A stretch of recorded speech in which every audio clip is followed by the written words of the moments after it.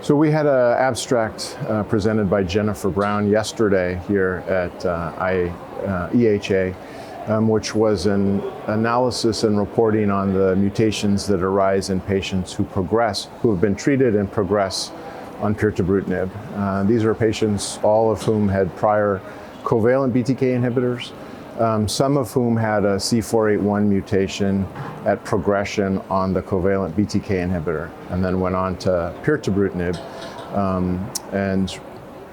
I believe the response rate among that group was about 80%. So these patients most of them were responders to Pirtobrutinib.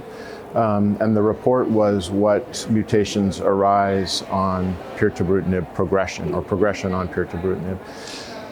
One of the interesting observations is that for many of the patients, the VAF for the 481 mutation goes away or down when patients are on Pirtobrutinib, indicating that those clones reduce on Pirtobrutinib, whereas some patients who develop progression on Pirtobrutinib will develop new mutations. The 474 mutation and the 528 mutations were the predominant mutations that arose in patients who developed resistance to Pirtobrutinib. So I think with the covalent versus the non-covalent inhibitors, for the covalent inhibitors, the predominant mutation associated with resistance is the 481 mutation.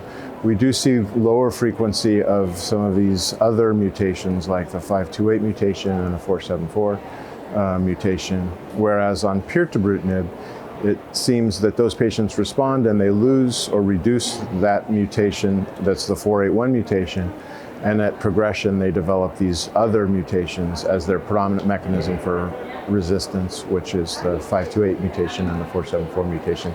Now, not all of the patients had these mutations at progression on Pirtobrutinib, so certainly there are other mechanisms of resistance other than BTK mutation for Pirtobrutinib resistance.